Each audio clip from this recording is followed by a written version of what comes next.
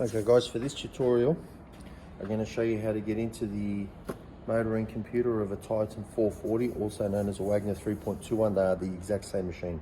This particular unit, when we turn it on, I'll let you hear it. The motor wants to turn but it can't. Now I can see from the front of this unit, I'll just unplug the power,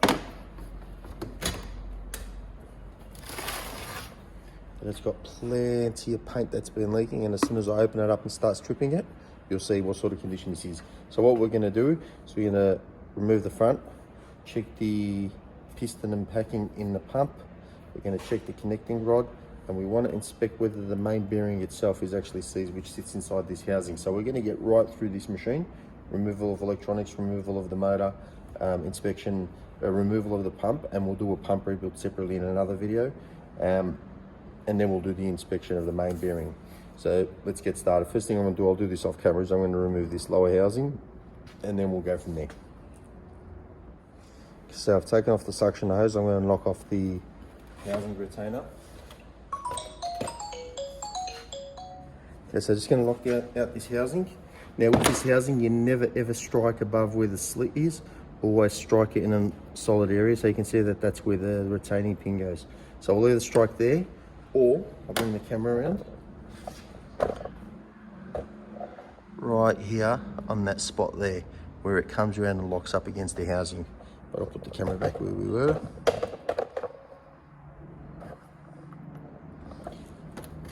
Okay, so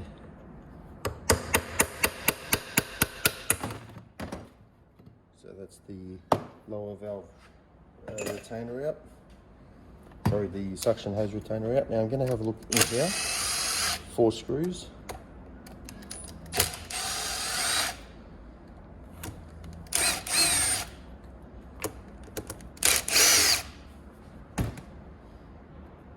Put this away. So you can see, well, it's been cleaned up, but this pump is absolutely full of dry paint. Like nothing's moving. I don't even have any wiggle room in there. So I'm going to drop this pump, and then that'll free up the connecting rod, and we'll be able to tell. Now I can tell you just by looking at this, there's no chance in the world that that bearing in there, which is the main bearing, has not seized up yet.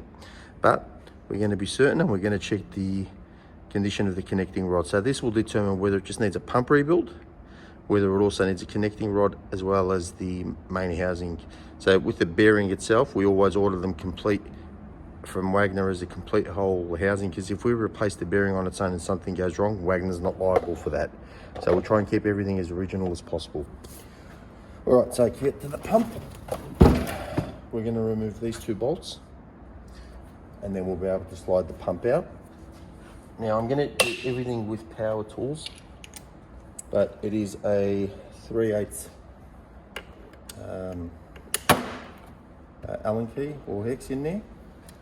Everything on the American Titans, Wagners and Gracos is in imperial, not in metric. Only diaphragm pumps are in metric. So I'll just loosen that up.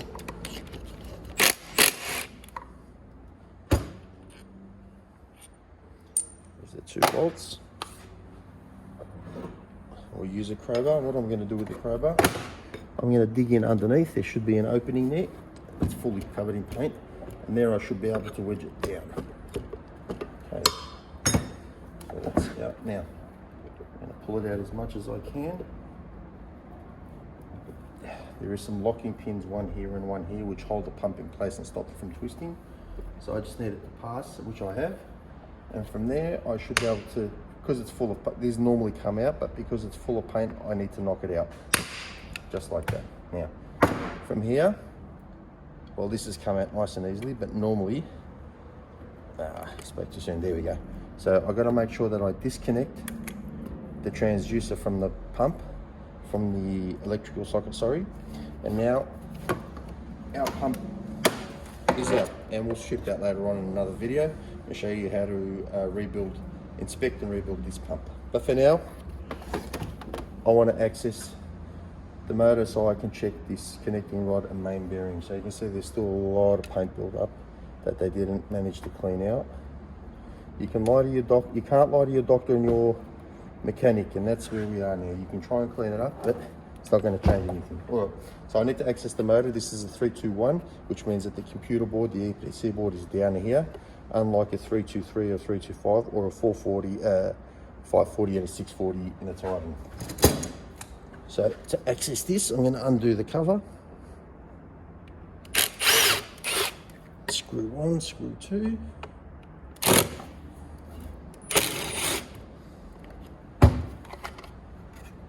Okay, now I'm just going to see if I need to zoom the camera in for the rest of this. I probably will. I'll just adjust the camera to suit. I'll try and keep it at this angle the whole time, and we'll zoom in. Okay. So what we're looking at here, that's our transducer. We'll unplug that. So this is the other end of this. So this is a transducer jack. Sorry, took it off for a sec. So this transducer here is the other end of this. So this is the jack. It extends from the pump all the way into the board. This 3-wired switch is our pressure controller. This one here is it for our display. Now in a 440, a 3.21, our display is purely just a flashing display. And then we have 2 wires for our line in positive and neutral, and then we have our 2 wires for our motor. These are all simply pull out.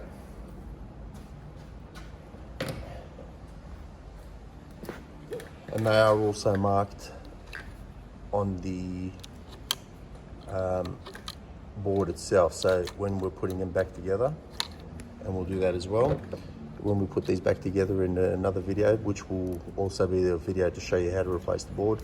We'll go through these 4 wires as well, so there's no confusion. So that's all I need to do for these for now. I don't need to remove the board, but I do need to get to the motor. So it goes back up, we'll zoom back out. There we go, come up a little. All right, now.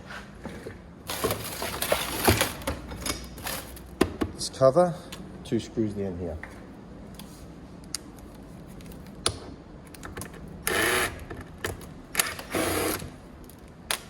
Screw 1. And screw 2. So as I mentioned earlier, the 440 has a different motor and computer to the 540 and the 640, but the actual main housing onwards is exactly the same. So we'll put all these aside for now.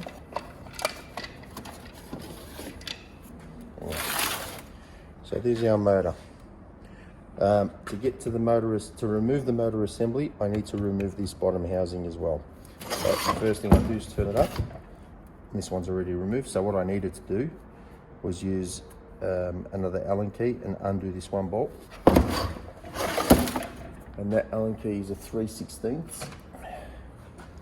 And I need to loosen bolt number 2 here and bolt number 3 here, which will allow me to move this bottom plate. And all 3 of those bolts are in actual fact 3/16. That's no good because this one is threaded. So let's see if we can do it from this one first and try and prick it off.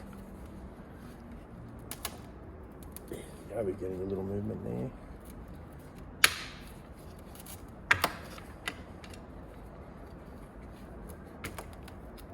That's terrible. And it's pretty hard to use anything but a long Allen key in these ones, purely because of how deep it is. So I can't actually use our normal socket Allen keys because there's just no room for them to move in there. So unfortunately we do have to do these ones by hand, and that's the same right through the range. This is terrible in here. Okay, to give myself a bit more room, I'm going to undo the fan just to get it out of the way and give me a bit of working space. I just need another. There we go. So I'm just using something with a bend on it. I should be able to wedge that out.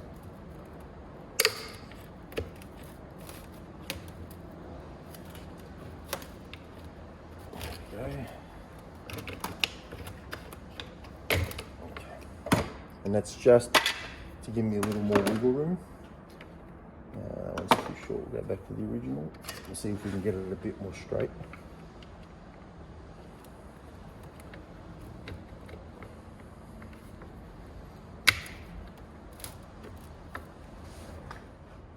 Now, unfortunately, with my Allen keys at this particular angle, trying to come out using the ball end, it's not going to work.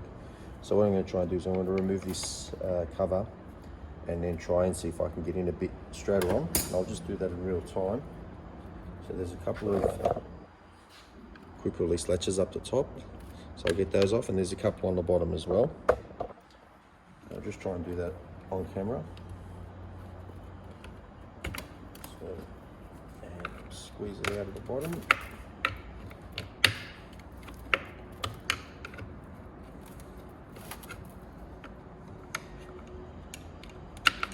That's that one. That one's out. Should hopefully give me enough angle that I can go straight. I'm removing these bolts. Okay, good. Got that out. Just even from here, just to see what sort of resistance I've actually got on this mode, I'm just going to do it this way. So I've got a bit of movement, so I'm pretty sure it's all the main bearing. Alright, so back to these two. So we've got a dead-on approach now. Hopefully we'll be able to loosen this up. No on that side.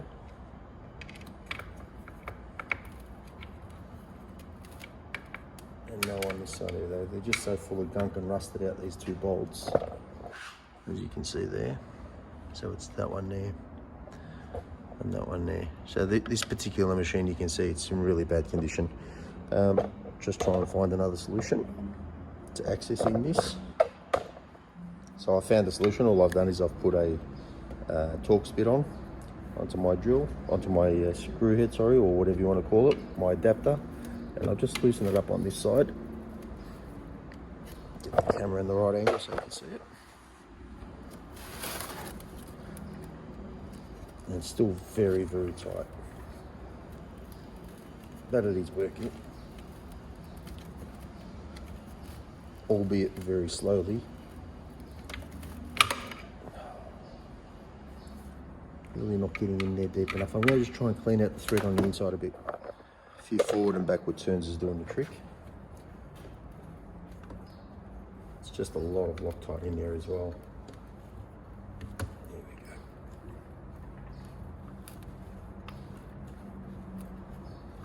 Now if I get one off, I should be able to take off that bottom cover without fully undoing the other one. It's a little bit loose, which should be enough. Okay, so that's all that is, the 3/16. No. Alright, let's see if we can do the bottom. Get the rest of the bottom plate off.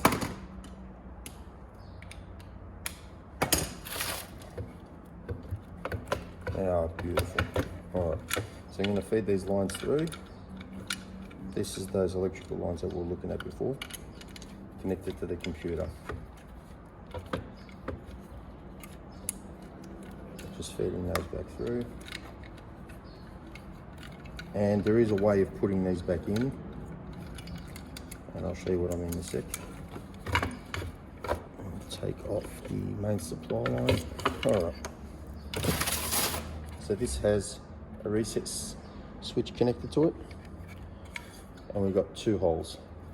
So when you're feeding the wires back in, we'll have the 4 plug hole wires, which is motor and power in, coming through the top hole, and then the sorry, is it 3 or 4? I think it's 3. Transducer, power controller or potentiometer and display, they'll come in through the lower hole. So that's just so that when you're putting them back in, when you're feeding them back in, you remember the top hole is for the plugs and the lower hole is for these switches. Alright, now our motor is accessible. We'll feed these wires out of the way, and everything we're doing now is to see if it's the motor that's fault or if it is just the main housing. Now I've got to take off these earth wires in order to do that, so I can move the wire around easily, the motor around easily. I'm just going to give them a light clean with a wire brush.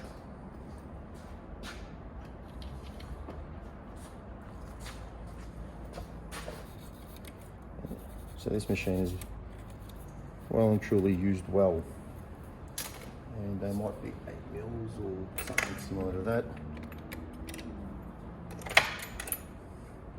7. So we'll take off the first one. The last one's always got a crush washer on it. I'll come in a bit with the zoom. Take that out. Number 2, and there's 3. So each wire will have its own crush washer with it as well, and nut.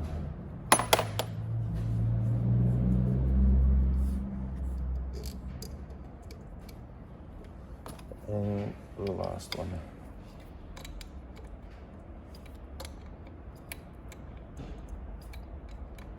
And earth wires are always golden, yellow and green.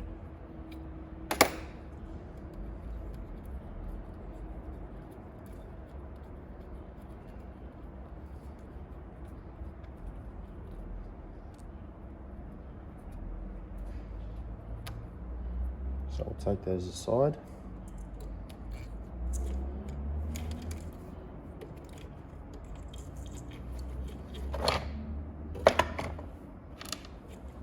Now, so the motor, to remove the motor, I'm not sure if it's viewable on camera, but there's 1, 2, 3, 4, all 3/16. So we can go back to our Allen key. Okay. Dear God, always very tight.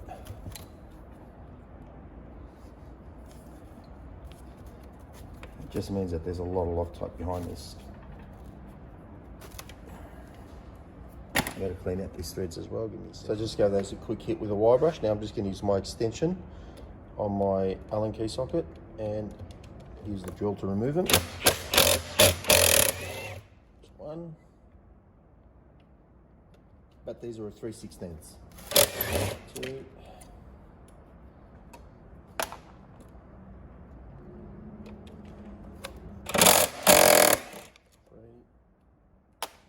And last.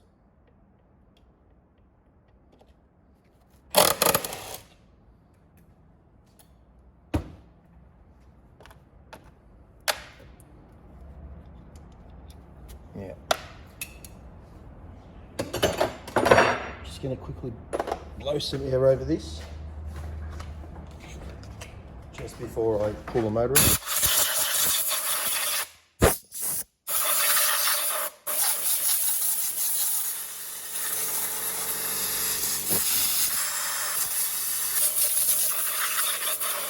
Okay, so I've blown out the dust, ready to remove the motor, and it's just a matter of sliding it out. Okay. You can see it's very badly caked up. All of that grease in there will probably need replacing. Now while I've got it here, I'm just going to turn the motor, and I know that the motor is turning, so there's no problem with the motor, other than the fact that it's terribly built up. I'm going to pull these 2 gears out and inspect them. So we'll start with the lower one because it sits at the back, and this is the one that directly connects to the motor.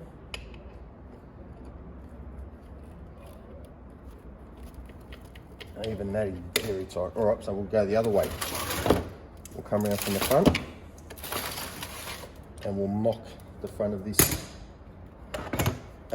grease nipple out.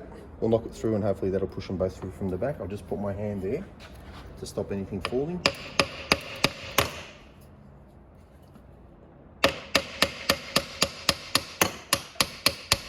I'm getting a little bit of movement.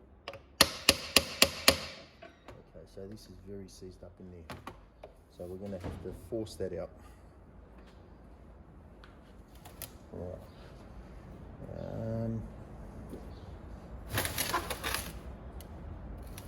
Now getting a little bit of movement with the knocking, so I'll keep trying that a bit more. Okay.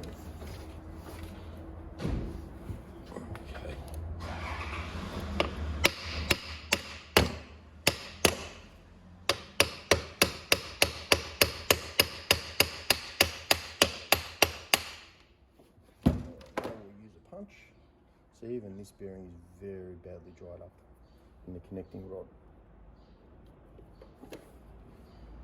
So here we go. Okay, so that's the first gear out. Very dry. So all the grease is dissipated because of the leaking pump. So the water's forced come up, forced all the grease out, and that's why we have a solid pump. All right, next one. There we go. So that terrible. Not just dry, but rusted as well. All right, so we'll put these aside for a sec. Now we'll drop our connecting rod. And you can't get this connecting rod out without removing those gears. So this is very, very dry. The bearing is seized. So this will all definitely need replacing. So for this one here, it'll be the main housing, connecting rod. I definitely should be able to wire brush this clean and re-grease it. Fortunately, the gears themselves are not damaged. And it's the same with this one here. I should be able to soak them, clean them, wire brush, and then grease them up again. And from here on, it's really just a matter of to replace the main housing, undoing this switch box, which I'm going to do next in the electrical video.